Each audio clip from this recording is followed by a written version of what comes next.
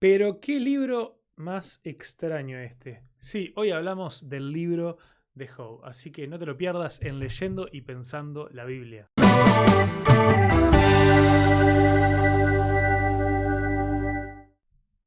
El libro de Job tiene algunas características muy interesantes, incluso de la forma en la que sí escuchamos regularmente este libro.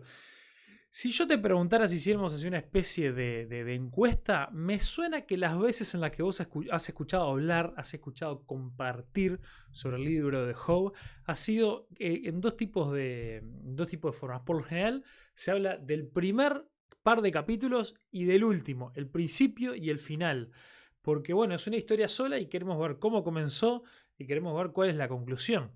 Y está bien, pero es un libro con 42 capítulos en los cuales nos enfocamos solamente en 3 de ellos.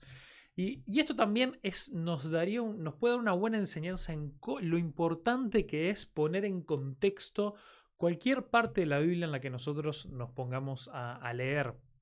¿Por qué me refiero a esto? Porque una de las partes del libro de Job que más suele ser ignorada en realidad son los capítulos del medio, del capítulo 3 al versículo 38 por ahí, o al versículo 37, antes de que empiece quizá a hablar Dios, a dar respuesta a Dios a Job. Pero bueno, si no te lo has familiarizado, te animo a que lo puedas leer. Es un libro muy fascinante. Comienza con una escena increíble sobre el lugar desde donde el que Dios gobierna el mundo y el universo, y esta escena de que viene Satanás, se le presenta, Dios habla de Job como este hombre justo. Importante recordar que Dios mismo lo reconoce como un hombre justo, y después aparece toda esta escena que Satanás le dice, bueno, él es justo porque vos lo bendecís y le das todo, pero si le quitas todo vas a ver cómo te va a maldecir. Y ahí Dios le da permiso a Satanás para que obre. De todo esto Job no se entera. Todos esos capítulos que están en el medio en realidad es después que Job lo pierde todo, y cómo sus amigos, después de guardar un tiempo de silencio con él, después de ir a acompañarlo, comienzan a opinar y comienzan a hablar y comienzan a decirle que seguramente algo estaba haciendo mal, y Job intentando defenderse. Entonces, ¿qué es lo que podemos aprender de esto en cuanto a la interpretación de la Biblia? Bueno, tenemos que entender realmente siempre quién está hablando y por qué está hablando y cuáles son sus motivaciones, qué cosas le están pasando. Ni Job ni sus amigos de estos capítulos sacan todo el tiempo versículos fuera de contexto, haciendo referencia a esa otra serie que tenemos de esos versículos, en los cuales simplemente se agarran frases y se usan, y está bueno comprender, no que no se puedan usar, pero está bueno comprender quién las dijo, por qué la dijo y si quizá tiene razón o no. Entonces, tanto Job como sus amigos estaban en posiciones un poco complicadas para nosotros simplemente tomar y decir, esto dice la Biblia, esto es completamente verdad. ¿Por qué? Por ejemplo, bueno, Job, si bien se nos dice que es justo, pero mientras él se empieza a defender de las acusaciones de sus amigos, él también de a poco, en esta seguridad tan fuerte de que él era justo, de que él no había hecho nada malo, de que él no se merecía todas las cosas terribles que le pasaron, lo cual es cierto, él no se lo merecía, pero en esa defensa él se frustra, él está cada vez más enojado y empieza a acusar a Dios. Y obviamente las acusaciones que le hace a Dios no están bien, no fue sabio, es algo de lo cual él después se termina arrepintiendo.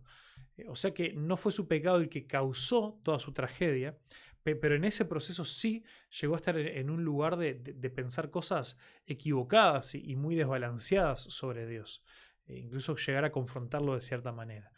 Pero hay otros momentos, ¿no?, donde Job está hablando y tiene conceptos claros sobre Dios. Entonces todo el tiempo Job está en esta montaña rusa emocional, lo cual también hay que considerarlo. Por otro lado, los amigos, distintos amigos que van hablando, esto estoy generalizando un montón enorme de capítulos, así que puede haber excepciones, pero por lo general los amigos estaban atados, tenían una visión de Dios de algo que se le llama la teología de la retribución. ¿Qué significa esto? Bueno, es un entendimiento de Dios de que si nosotros nos portamos bien y hacemos las cosas bien, entonces Dios, como Dios es justo, lo cual es cierto, como Dios es justo, si nosotros nos portamos bien, si nosotros hacemos las cosas bien, Él nos va a bendecir. Y si las cosas nos van mal es porque hemos hecho algo malo. Por eso teología de la retribución. Y lo interesante es que estas cosas, y por eso muchas de las cosas que dicen los amigos de Job a veces se toman así nomás, en muchas cosas son ciertas y tienen razón. Pero, por ejemplo, el hecho de que Dios es justo, el hecho de que Dios paga a cada uno según su merecido, el hecho de que los injustos van a recibir su merecido, el hecho de que los buenos, de que los justos también van a ser bendecidos por Dios, son cosas buenas. Estas también son parte de las enseñanzas del libro de los Proverbios. Pero el libro de Job, justamente la situación de Job, y todo lo que Job vive, todo lo que Dios experimenta, incluso la forma en la que Dios después le responde, nos deja claro de que esto no es una regla inquebrantable. Nos deja claro de que esas son reglas de la sabiduría, que es lo que plantea Proverbios, pero no cualquier persona que le vaya mal es porque pecó, es porque hizo algo malo. Algo que también Jesús después se lo aclararía a sus discípulos. Dios es mucho más complejo que todo eso, el mundo es más complejo. Puede haber muchísimas más cosas. Claramente que si algo mal nos está pasando no está mal, es bueno que nos examinemos y pensemos, bueno, estoy pagando las consecuencias de mi pecado, hay algo que deba cambiar, hay algo de lo que me deba arrepentir, pero nosotros nunca deberíamos, sin ver con claridad el pecado de otra persona, acusar a alguien sin pruebas, solamente porque vemos que las cosas, que la vida le está yendo mal.